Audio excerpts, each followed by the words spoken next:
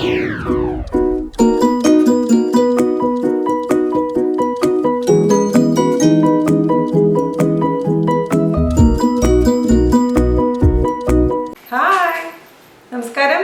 എന്തുണ്ട് വിശേഷം? എല്ലാവരും സുഖം തന്നെയല്ലേ? ഞാനിവിടെ സുഖമായിരിക്കുന്നു. അപ്പോൾ നമ്മളിന്ന് ചെയ്യാൻ പോകുന്നത് ഒരു വെജിറ്റേറിയൻ സ്പെഷ്യൽ ഡിഷാണ്, അതായത് വഴുതനങ്ങ പൊള്ളിച്ചത്. അപ്പോൾ മീൻ പൊള്ളിച്ചത്, ചിക്കൻ പൊള്ളിച്ചത്, ചെമ്മീൻ പൊള്ളിച്ചത് എന്ന് പറഞ്ഞ കുറേ ഐറ്റംസ് നോൺ വെജിറ്റേറിയൻസിനുണ്ട് അല്ലേ? അതുപോലെ തന്നെ നമുക്ക് വെജിറ്റേറിയൻസിന് വേണ്ടേ കുറച്ച് ഐറ്റംസ് ഒക്കെ. അപ്പോൾ എല്ലാവരും ട്രൈ ചെയ്ത് നോക്കുക. വളരെ എളുപ്പമാണ് തയ്യാറാക്കാൻ, അതേസമയം നല്ല ടേസ്റ്റിയാണ്. അപ്പോൾ ഇതിനു മുമ്പ് ഇട്ടുണ്ടായിരുന്ന ചിക്കൻ പൊരിച്ചത്, നെയ്യപ്പം, പൂരപ്പൊടി ഇതൊക്കെ ട്രൈ ചെയ്ത് നോക്കാൻ മറക്കരുത് കേട്ടോ. അതുപോലെ തന്നെ നമ്മുടെ വഴുതനങ്ങ ഫ്രൈ ഇതിനു മുമ്പ് ഞാൻ ചെയ്തിട്ടുണ്ടായിരുന്നു, അത് നോക്കാൻ മറക്കരുത്. ഒരുപാട് പേര് എനിക്ക് റിക്വസ്റ്റ് അയച്ചിട്ടുണ്ടായിരുന്നു കുറച്ച് വെജിറ്റേറിയൻ ഡിഷസ് ഇൻക്ലൂഡ് ചെയ്യണമെന്ന്. ഞാൻ ഓൾറെഡി ഒരുപാട് വെജിറ്റേറിയൻ ഡിഷസ് ഇൻക്ലൂഡ് ചെയ്തിട്ടുണ്ട്. അപ്പോൾ നമ്മുടെ പ്ലേലിസ്റ്റ് നോക്കാൻ മറക്കരുത്. കേരള വെജിറ്റേറിയൻ ഡിഷസ് എന്ന് പറഞ്ഞിട്ട് ഒരു പ്ലേലിസ്റ്റ് ഉണ്ട്. അതുപോലെ തന്നെ ഒഴിച്ചേറുകൾ എന്ന് പറഞ്ഞിട്ട് വേറെ പ്ലേലിസ്റ്റ് ഉണ്ട്. അപ്പോൾ നിങ്ങൾ നോക്കുക, ഉണ്ടാക്കി നോക്കാൻ മറക്കരുത്. അപ്പോൾ ഒട്ടും താമസിയാണ് നമുക്ക് എങ്ങനെയാണ് വഴുതനങ്ങ പൊള്ളിച്ച് തയ്യാറാക്കാം നോക്കിയിട്ട് വരാം. ഓക്കെ,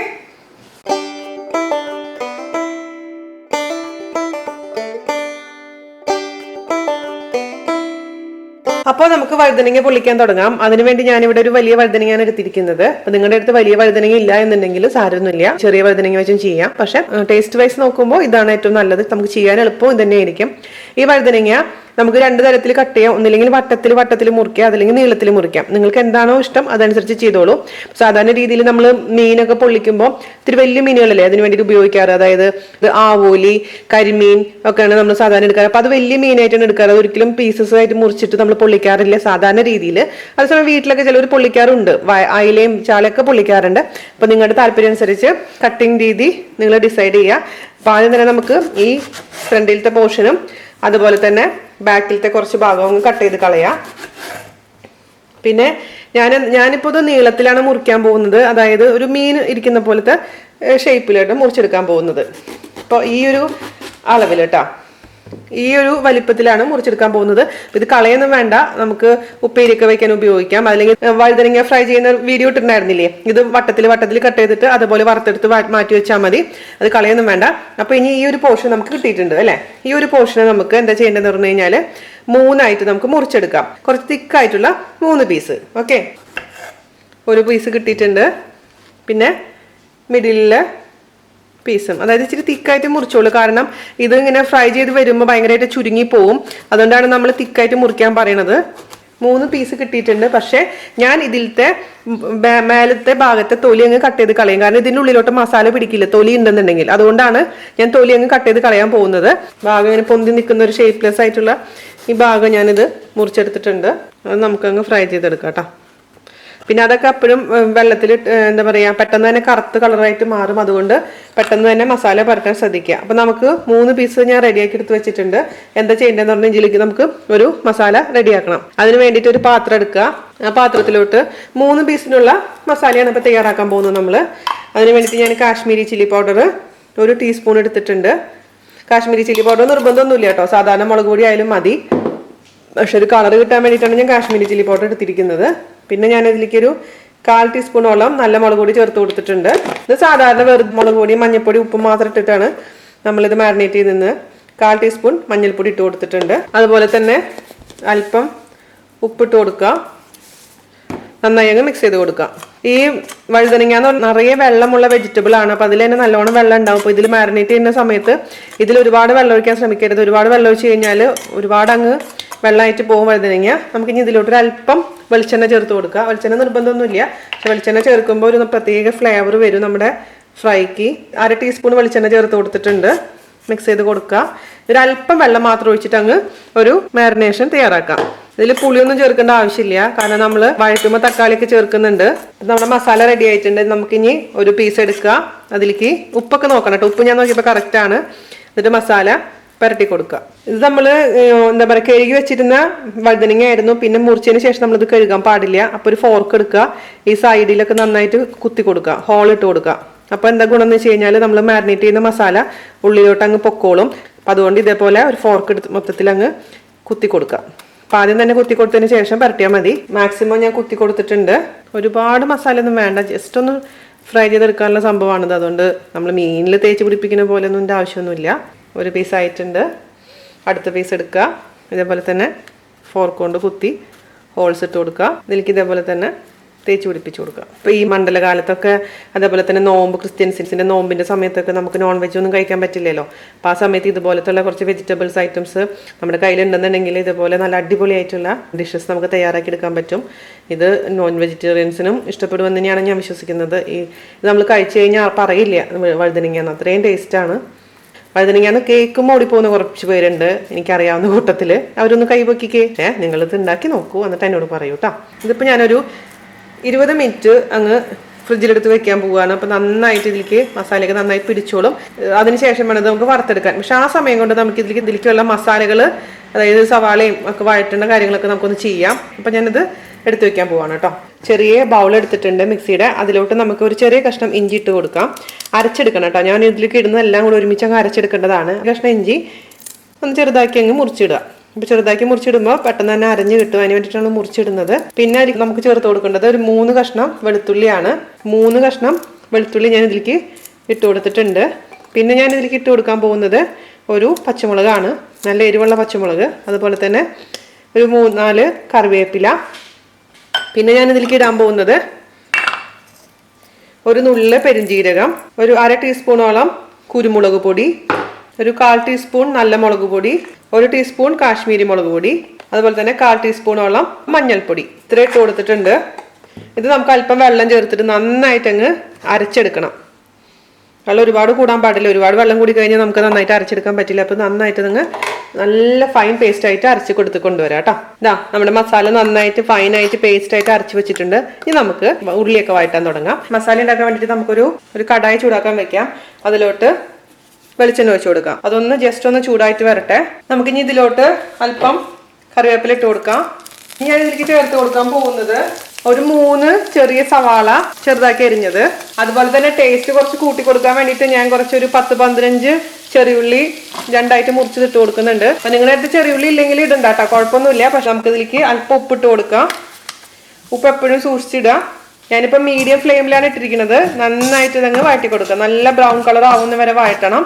അത് പ്രത്യേകിച്ച് ശ്രദ്ധിക്കുക, എന്നാലാണ് കറക്റ്റ് ആയിട്ടുള്ള ടേസ്റ്റ് കിട്ടുള്ളൂ. പിന്നെ നാട്ടിൽ പോയിരുന്ന സമയത്താണ് മീൻ പൊള്ളിച്ച് വീഡിയോ ഇട്ടിട്ടുണ്ടായിരുന്നത്. നമ്മുടെ സബ്സ്ക്രൈബേഴ്സ് ഒരുപാട് പേര് കണ്ടിട്ടില്ല അത്. അപ്പോൾ കാണാത്തവർ കാണാനും അതുപോലെ തന്നെ ഉണ്ടാക്കി നോക്കാനും ഫീഡ്ബാക്ക് അറിയിക്കാനും മറക്കരുത് കേട്ടോ. ഒരു ചെറിയ ഗോൾഡൻ കളർ വന്നിട്ടുണ്ട്. ഇത് പോരാ, കുറച്ചും കൂടെ ആവണം. പിന്നെ ഇതിൽ നമ്മൾ ചേർക്കുന്ന വെളിച്ചെണ്ണയുടെ അളവ് പ്രത്യേകിച്ച് സൂക്ഷിക്കുക. ഒരുപാട് വെളിച്ചെണ്ണ ഒഴിക്കാൻ പാടില്ല. കാരണം എന്താണെന്ന് വെച്ച് കഴിഞ്ഞാൽ ഇത് പൊള്ളിച്ച് വരുമ്പോൾ ഒരുപാട് എണ്ണ അങ്ങ് പുറത്തേക്ക് വരും. അതുകൊണ്ട് നമ്മൾ എപ്പോഴും എണ്ണ വളരെ കുറച്ച് മാത്രമേ ഒഴിച്ചു കൊടുക്കാൻ പാടുള്ളൂ കേട്ടോ. അപ്പോൾ മതിയാവും ഈ വഴണ്ടത്.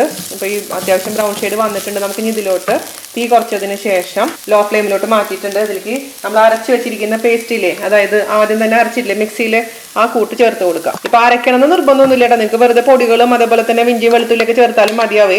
ഇത് ചെയ്യുമ്പോൾ വായിലൊന്നും തടയില്ല ഇഞ്ചിയൊന്നും, അതുകൊണ്ടാണ് ഇങ്ങനെ അരച്ച് ചേർത്തിരിക്കുന്നത്. ഇപ്പോൾ ചേർത്തിരിക്കുന്ന ഈ പേസ്റ്റിൻ്റെ പച്ചമണം നന്നായിട്ട് മാറണം.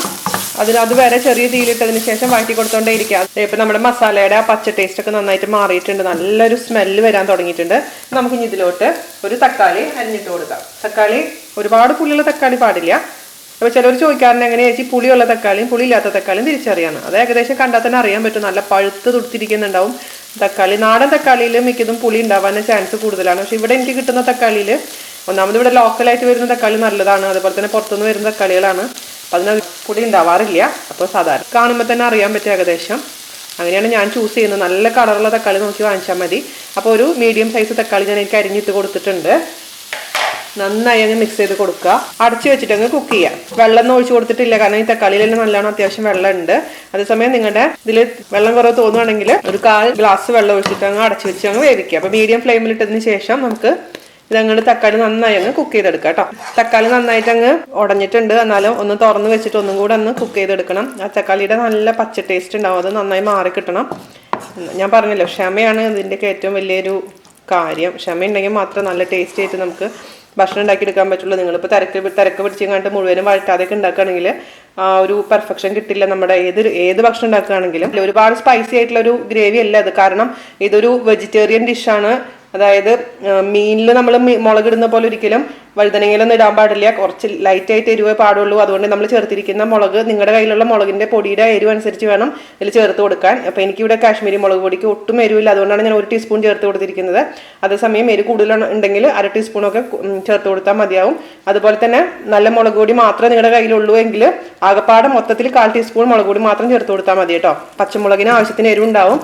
ഇത് ഒന്നും കൂടെ ഒന്ന് ആയതിനു ശേഷം നമുക്ക് ഇതിലേക്ക് അവസാനമായിട്ട് ഒരു ഇൻഗ്രീഡിയൻറ്റും കൂടെ ചേർക്കാനുണ്ട്, അതായത് തേങ്ങാപ്പാൽ കട്ടി തേങ്ങാപ്പാലാണ് ഞാൻ ഇപ്പോൾ ഇതിലേക്ക് ചേർത്ത് കൊടുക്കാൻ പോകുന്നത്. അത് നിങ്ങൾക്ക് താല്പര്യമില്ല എന്നുണ്ടെങ്കിൽ അത് സ്കിപ്പ് ചെയ്യാം. അതായത് തേങ്ങാപ്പാൽ ഒഴിച്ച് കഴിഞ്ഞാൽ കുറച്ചും കൂടെ നല്ല ടേസ്റ്റ് ആവും. പക്ഷെ എൻ്റെ നാട്ടിൽ വെച്ച് ചെയ്തിട്ടുള്ള മീൻ പൊള്ളിച്ചതിൽ ഞാൻ തേങ്ങാപ്പാൽ ചേർത്തിട്ടില്ല, അല്ലാതെ തന്നെ നല്ല ടേസ്റ്റാണ്. അപ്പോൾ ഇതൊരു വെജിറ്റേറിയൻ ഡിഷ് ആയതുകൊണ്ട് കുറച്ചും കൂടെ ഫ്ലേവർ എൻഹാൻസ് ചെയ്യാൻ വേണ്ടി മാത്രമാണ് ഞാനിപ്പോൾ ഇതിൽ നാളികേരപ്പാൽ ചേർക്കുന്നത്. ആയിട്ടുണ്ട്, ഇതിൻ്റെ പച്ച ചൊവയൊക്കെ നന്നായി മാറിയിട്ടുണ്ട്. അപ്പോൾ നമുക്ക് ഇതിലോട്ട് ഒരു 1/4 ഗ്ലാസ് നല്ല കട്ടി തേങ്ങാപ്പാൽ ഒഴിച്ചു കൊടുക്കുക. അപ്പോൾ ഞാനിത് എങ്ങനെ കട്ടി തേങ്ങാപ്പാൽ എടുത്തതെന്ന് വെച്ച് കഴിഞ്ഞാൽ 1 ഗ്ലാസ് നാളികേരത്തിൽ 1/4 ഗ്ലാസ് വെള്ളം ഒഴിച്ചിട്ട് എടുത്തിരിക്കുന്ന പാലാണ്. ഞാൻ പറഞ്ഞ പോലെ നിങ്ങൾക്ക് വേണ്ടതെന്നുണ്ടെങ്കിൽ ഈ സ്റ്റെപ്പങ്ങ് ഒഴിവാക്കാം. നയങ്ങ് മിക്സ് ചെയ്ത് കൊടുക്കുക. എന്താ ഇവിടെ മണമെന്നറിയോ, രക്ഷയില്ല. അപ്പോൾ ഇനി അധികം നേരം നമ്മൾ തിളപ്പിക്കേണ്ട, കാരണം പിരിഞ്ഞു പോകും. അതുകൊണ്ട് ജസ്റ്റ് ഒന്ന് 2 മിനിറ്റ് മാത്രം ഒന്ന് മിക്സ് ചെയ്ത് കൊടുത്തിട്ട് നമുക്ക് മാറ്റി വെക്കാം. എന്നിട്ട് ഇതിൻ്റെ ലാസ്റ്റായിട്ട് ഇതിൻ്റെ ടേസ്റ്റ് ഒന്ന് നോക്കണം. ഇതിൽ ആവശ്യത്തിന് ഉപ്പുണ്ടോ, പുളിയുണ്ടോ, എരിവുണ്ടോ എന്നുള്ള കാര്യങ്ങളൊക്കെ ഒന്ന് നോക്കിയതിന് ശേഷം മാത്രം മാറ്റി വെക്കുക. ഞാനിതിൻ്റെ ടേസ്റ്റ് ഒന്ന് നോക്കട്ടെ കേട്ടോ. ഇതൊരു കറി തന്നെയായിട്ടും ഉപയോഗിക്കാം കേട്ടോ. നമുക്ക് ഒരു അല്പം മാത്രം ഉപ്പിൻ്റെ കുറവുണ്ട്, ബാക്കിയൊക്കെ കറക്റ്റ് ആയിട്ടുണ്ട് കേട്ടോ. പുളിയൊക്കെ പെർഫെക്റ്റ് ആണ്, എരിവും കറക്റ്റ് ആണ്. ഒരുപാട് എരിവ് തോന്നുകയാണെങ്കിൽ വേണമെങ്കിൽ നാളികേരപ്പാൽ കുറച്ചും കൂടെ കൂട്ടി ഒഴിക്കാം. പിന്നെ പച്ചമുളക്, ചില പച്ചമുളക് ഭയങ്കര കുത്തുള്ള എരിവുള്ള പച്ചമുളകായിരിക്കും കേട്ടോ, അതൊന്ന് സൂക്ഷിച്ചോളൂ. മതി, നമുക്കിത് മാറ്റി വെക്കാം. മസാല റെഡിയാക്കി ഇത് മാറ്റി വെച്ചിട്ടുണ്ട്. നമുക്ക് ഇനി എന്ത് ചെയ്യണം, ആ വഴുതനങ്ങ ഫ്രൈ ചെയ്തെടുക്കണം അല്ലേ. അതിന് വേണ്ടിയിട്ട് പാൻ വെക്കുക, അതിലോട്ട് വെളിച്ചെണ്ണ ഒഴിച്ചു കൊടുക്കുക. ഞാൻ വെളിച്ചെണ്ണയിൽ തന്നെ വറക്കുന്നത്, നിങ്ങൾക്ക് വേണമെന്നുണ്ടെങ്കിൽ ഏത് ഓയിലിൽ വേണമെങ്കിലും വറക്കാം. ജസ്റ്റ് ഈ വെളിച്ചെണ്ണ ഒന്ന് ചൂടാവട്ടെ കേട്ടോ. ഡീപ് ഫ്രൈ അല്ല നമ്മൾ ചെയ്യേണ്ടത്, ഷാലോ ഫ്രൈ ആണ് ചെയ്യാൻ പോകുന്നത്. വറുത്തെടുക്കാം. അപ്പോൾ കുറച്ചും കൂടെ കറിവേപ്പില ഇട്ട് കൊടുക്കാം. നമ്മുടെ കഷ്ണങ്ങൾ വെച്ച് കൊടുക്കാം. ഒരു 2 മിനിറ്റ് കഴിയുമ്പോൾ ഒന്ന് തിരിച്ചിടണം. ഇത് മീഡിയം ഫ്ലെയിമിലാണ് ഞാനിപ്പോൾ ഇത് വറക്കുന്നത്. ഓവറായിട്ട് അങ്ങ് വറക്കണ്ട, എന്നാൽ പോലും അത്യാവശ്യം വറക്കണം. കാരണം ഇത് നല്ല ദശയുള്ള വഴുതനങ്ങയാണ്. ഉള്ളിലോട്ടൊക്കെ വെച്ചിട്ട് മസാലയൊക്കെ ഒന്ന് പിടിക്കണം. വഴുതനങ്ങ ഫ്രൈ ചെയ്യാത്തവർ ട്രൈ ചെയ്ത് നോക്കാൻ മറക്കരുതേ. മീനൊന്നും ഇല്ലെങ്കിലും ഇതൊക്കെ ഉണ്ടായാൽ മതി, കുശാലായി. നമുക്കിതങ്ങ് തിരിച്ചിട്ട് കൊടുക്കാം. സൂക്ഷിച്ച് തിരിച്ചിടണം. മീഡിയം ഫ്ലെയിമിൽ വേണം എപ്പോഴും നമ്മൾ ഫ്രൈ ചെയ്തെടുക്കാൻ. 2 സൈഡ് നന്നായിട്ട് അങ്ങ് കുക്കാവുന്ന വരെ തിരിച്ചു മറിച്ചിടണം കേട്ടോ. നമ്മൾ തിക്കായിട്ടുള്ള പീസ് ആയതുകൊണ്ട് വേവാൻ കുറച്ച് സമയം പിടിക്കാൻ പ്രത്യേകിച്ച് ശ്രദ്ധിക്കുക. ഞാൻ പറഞ്ഞ പോലെ തിക്നെസ് ഇല്ലാന്നുണ്ടെങ്കിൽ നമ്മൾ പൊള്ളിച്ച് വന്ന ഒരു ടേസ്റ്റ് ഉണ്ടാവില്ല. പിന്നെ നമ്മൾ എടുക്കുന്ന സമയം ആകുമ്പോഴേക്കും എണ്ണയുടെ ചൂട് കൂട്ടും. അപ്പോൾ നമ്മൾ മീഡിയം ഫ്ലെയിമിലാണ് ഇപ്പോൾ ഇട്ടിരിക്കുന്നത് എണ്ണയുടെ ചൂട്. അതേസമയം നമ്മളങ്ങ് കോരി മാറ്റാറാവുന്ന സമയത്ത് ഹൈ ഫ്ലെയിമിലോട്ട് ഇട്ടതിന് ശേഷം മാത്രം കോരി മാറ്റാം. അപ്പോൾ എന്താ ഗുണം എന്ന് വെച്ച് കഴിഞ്ഞാൽ ഇതിലോട്ട് അങ്ങ് ഓയിൽ അങ്ങ് കുടിക്കില്ല. അല്ലാന്ന് വെച്ച് കഴിഞ്ഞാൽ ഒരുപാട് അങ്ങ് സോഗിയായിട്ട് മാറും നമ്മുടെ ഈ വഴുതനങ്ങ കഷ്ണങ്ങൾ. അത് പ്രത്യേകിച്ച് ശ്രദ്ധിക്കുക. അപ്പോൾ ഹൈ ഫ്ലെയിമിലാക്കിയതിന് ശേഷം മാത്രം കോരിയെടുക്കുക കേട്ടോ. പിന്നെ നിങ്ങൾക്ക് ആദ്യമായിട്ട് ചെയ്യുമ്പോൾ ഒരു കാര്യം ചെയ്തോളൂ കേട്ടോ, സൈഡിലത്തെ തൊലിയും കളയണ്ട. കാരണം ചില ആൾക്കാർ തിരിച്ചിടുമ്പോൾ അങ്ങോട്ട് ആകെപ്പാടെ അങ്ങ് പൊട്ടിപ്പോകാനുള്ള ചാൻസ് ഉണ്ട്. അതുകൊണ്ട് ഇതേപോലെ സൈഡിൽ തൊലി വെച്ചിട്ട് അങ്ങ് കട്ട് ചെയ്തെടുത്താൽ മതിയേ. അത് ശരിയാവില്ലേ, ബിഗിനേഴ്സിന് അതൊക്കെ ചിലപ്പോൾ ബുദ്ധിമുട്ടായിരിക്കും അങ്ങനെ ചെയ്യാൻ. അതുകൊണ്ട് അത് ശ്രദ്ധിക്കുക. ഇപ്പോൾ മതിയാവും നമ്മുടെ അത്. ഞാൻ ഇപ്പോൾ ഹൈ ഫ്ലെയിമിലോട്ട് മാറ്റിയിട്ടുണ്ട്. എന്നിട്ട് 2 സെക്കൻഡ് കഴിഞ്ഞ് ഞാൻ എടുത്ത് മാറ്റി വെക്കാൻ പോകുന്നത്. കംപ്ലീറ്റ് എണ്ണ വാലാൻ വേണ്ടിയിട്ട് ഒരു കിച്ചൺ ഡിഷിലോട്ട് മാറ്റി വെക്കുക. എണ്ണ കംപ്ലീറ്റ് പോയതിന് ശേഷം മാത്രം നമുക്ക് അസംബിൾ ചെയ്യാൻ പാടുള്ളൂ കേട്ടോ. വെച്ച് കൊടുത്തിട്ടുണ്ട് കേട്ടോ. കംപ്ലീറ്റ് ഇതിലത്തെ എണ്ണ വാലട്ടെ. അപ്പോഴേക്കും എന്താ കാര്യം ചെയ്യേണ്ടതെന്ന് വെച്ച് കഴിഞ്ഞാൽ ഞാൻ ഇതിൽ തന്നെയാണ്, ഈ പാത്രത്തിൽ തന്നെയാണ് പൊള്ളിക്കാൻ പോകുന്നത്. അപ്പോൾ ഇതിലത്തെ എണ്ണ ഞാൻ ഒന്ന് മാറ്റട്ടെ, അതിനുശേഷം പാത്രം എടുത്ത് കൊണ്ടുവരാം കേട്ടോ. ഞാൻ എന്താ ചെയ്യേണ്ടതെന്ന് വെച്ച് കഴിഞ്ഞാൽ ഞാനിവിടെ ഒരു വാഴയില വാട്ടിയെടുത്തിട്ടുണ്ട്. വാട്ടിയെടുക്കാൻ വേണ്ടിയിട്ട് ആവിയിൽ കാണിച്ചു കൊടുത്താലും മതി, അല്ലാന്ന് വെച്ചിട്ടുണ്ടെങ്കിൽ ഗ്യാസ് സ്റ്റവിൽ കാണിച്ചു കൊടുത്താലും മതി. എനിക്ക് തീയില്ലാത്ത കാരണം എൻ്റെ അടുപ്പിലാണ് കാണിച്ചത്, അതുകൊണ്ട് ഈ കോലത്തിലായി. നിങ്ങളുടെ അടുത്ത് ഇപ്പോൾ ഇലയില്ല എന്നുണ്ടെങ്കിൽ സാരമില്ല. ഞാൻ മറ്റേ വീഡിയോയിൽ പറഞ്ഞ പോലെ തന്നെ അലുമിനിയം ഫോയിലിൽ ചെയ്യാം, അതല്ലെങ്കിൽ ബട്ടർ പേപ്പറിൽ ചെയ്യാം. അതല്ല ഒന്നും ഇല്ലാന്നുണ്ടെങ്കിൽ വെറുതെ സാധാരണ കടായിൽ തന്നെ താഴെ കുറച്ച് മസാല ഇടാം. അതിന്റെ മുകളിൽ ഫ്രൈ ചെയ്ത് വെച്ചിരിക്കുന്ന വഴുതനങ്ങ അതിന്റെ മുകളിൽ കുറച്ചും കൂടി മസാല വെച്ച് അങ്ങ് അടച്ചു വെച്ചിട്ട് അങ്ങ് ചെറിയ തീയിലങ്ങ് എടുത്തിട്ട് പൊള്ളിച്ചെടുത്താലും മതിയാവും. ഇല്ലെങ്കിൽ കേട്ടോ, ഏറ്റവും കൂടുതൽ നല്ലത് ടേസ്റ്റ് എപ്പോഴും ഇതേപോലെ വാഴയിലൊക്കെ പൊള്ളിക്കുമ്പോഴാണ്. അപ്പോൾ അതിനുവേണ്ടി നമ്മൾ വാഴയില ഇതേപോലെ വാട്ടിയെടുക്കുക. കഴുകിയതിന് ശേഷം മാത്രം വാട്ടിയെടുക്കുക. എന്നിട്ട് ഇതിലോട്ട് കുറച്ച് മസാല വെച്ച് കൊടുക്കുക. ഒരുപാട് മസാല ഒന്നും വേണ്ട കേട്ടോ. അപ്പൊ മസാല ഒന്ന് സ്പ്രെഡ് ചെയ്ത് കൊടുക്കുക. നിങ്ങൾ വറുത്തിരിക്കുന്ന വഴുതനങ്ങയുടെ എത്ര നീളമുണ്ടോ അത്രയും നീളത്തിൽ നമുക്ക് മസാല അങ്ങ് സ്പ്രെഡ് ചെയ്ത് കൊടുക്കാം. ഓവർ മസാല ആവശ്യമില്ല. ഫ്രൈ ചെയ്ത് വെച്ചിരിക്കുന്ന വഴുതനങ്ങ വെച്ച് കൊടുത്തിട്ടുണ്ട്. അതിൻ്റെ മുകളിലേക്ക് വീണ്ടും കുറച്ച് മസാല നമുക്ക് സ്പ്രെഡ് ചെയ്ത് കൊടുക്കാം. മതി.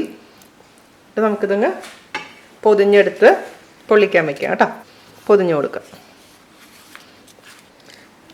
ഇപ്പം നമ്മൾ മൂന്നാമത്തേതാണ്. വേണമെങ്കിൽ ഭംഗിക്ക് വേണ്ടിയിട്ട് ടൊമാറ്റോ ചെറുതാക്കി അരിഞ്ഞ് വെക്കാം കേട്ടോ, ഭംഗി കിട്ടാൻ വേണ്ടിയിട്ട്.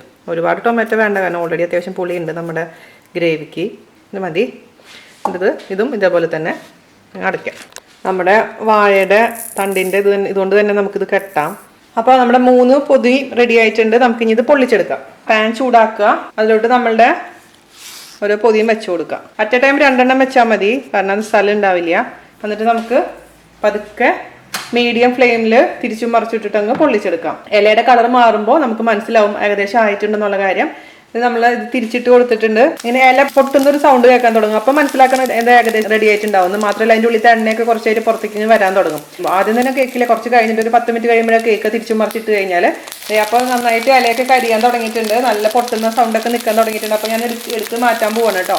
ഈ ഒരു പാകമാകുമ്പോൾ നിങ്ങൾക്ക് മനസ്സിലാവും. അപ്പോൾ ഞാൻ എടുത്ത് മാറ്റാണ്. അതേപോലെ തന്നെ മറ്റേത് നമുക്ക് ഇതേപോലെ ഫ്രൈ ചെയ്തെടുക്കാം. അപ്പോൾ നമ്മുടെ വഴുതനങ്ങ പൊളിച്ചത് തുറന്നു നോക്കാം.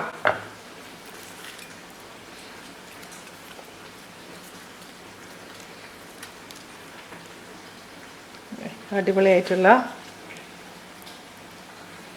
നമ്മുടെ വഴുതനങ്ങ പൊള്ളിച്ചത് റെഡി ആയിട്ടുണ്ട്. ഇത് കണ്ടാരെങ്കിലും പറയുമോ വഴുതനങ്ങയാന്ന്? എന്താ സ്മെല്ലെന്ന് അറിയാമോ? ഇത് ശരിക്കും പറഞ്ഞാൽ നല്ല അടിപൊളി മീനിൻ്റെ പോലെയൊക്കെ തന്നെയുണ്ട് കാഴ്ചയിലും. അപ്പോൾ ഇത് ചോറിൻ്റെ കൂടെ കഴിക്കാം, ചപ്പാത്തിയുടെ കൂടെ കഴിക്കാം, പൂരിയുടെ കൂടെ കഴിക്കാം, പൊറോട്ടയുടെ കൂടെ കഴിക്കാം, എന്തിൻ്റെ കൂടെ കഴിക്കാൻ പറ്റുന്ന ഒരു കോമ്പിനേഷനാണിത് വഴുതനങ്ങ പൊള്ളിച്ചത്. അപ്പോൾ ഞാനിപ്പോൾ കഴിക്കുന്നില്ല, കുറച്ച് കഴിഞ്ഞിട്ട് ഞാൻ ചപ്പാത്തിക്ക് റെഡി ആക്കിയിട്ട് എനിക്ക് കഴിക്കാൻ. അപ്പോൾ എല്ലാവരും ട്രൈ ചെയ്ത് നോക്കുക. ഞാൻ ഇടയ്ക്ക് ചെയ്യാറുള്ള സംഭവമാണ്, കാരണം ഒരു എന്താ പറയുക നോൺ വെജ് ഒക്കെ കഴിക്കാൻ തോന്നുമ്പോൾ. അതേപോലെ തന്നെ ഗസ്റ്റ് ഒക്കെ വരുമ്പോൾ വീട്ടിലിപ്പോൾ വെജിറ്റേറിയൻ ഗസ്റ്റുകളെ വിളിക്കുമ്പോൾ ചിലർ പറഞ്ഞാൽ വെജിറ്റേറിയൻ ആണെന്ന് പറയാം. അപ്പോൾ അവർക്കൊക്കെ നമുക്ക് ഉണ്ടാക്കി കൊടുക്കാൻ പറ്റുന്ന ഒരു സ്പെഷ്യൽ ഡിഷാണിത്. ആയിക്കോട്ടെ, അവർ പറയോ മോളെ ഞാൻ മീൻ കഴിക്കുന്നില്ല എന്ന് പറയുമ്പോൾ നമുക്ക് പറയാലോ, ഇത് മീനല്ല, ഇതൊരു ഇന്ന സംഭവമാണെന്ന് പറയുമ്പോൾ അവർക്ക് സർപ്രൈസ് ആയിക്കോളും അല്ലേ. അപ്പോൾ ഞാൻ പറഞ്ഞ പോലെ എണ്ണ സൂക്ഷിക്കുക. നമ്മൾ എണ്ണ ഒരുപാട് ഒഴിക്കാൻ പാടില്ല, കാരണം ഇതിൽ നിന്ന് എണ്ണ ഭയങ്കരമായിട്ട് പുറത്തേക്ക് വരും. അപ്പോൾ ഇഷ്ടപ്പെട്ടു എന്ന് ഞാൻ വിശ്വസിക്കുന്നു. എല്ലാവരും ട്രൈ ചെയ്ത് നോക്കുക, അതിനുശേഷം അഭിപ്രായം പറയാൻ മറക്കരുത്. അപ്പോൾ അടുത്ത ഒരു അടിപൊളി ഡിഷായിട്ട് വരുന്നവരെ നന്ദി, നമസ്കാരം. Thank you.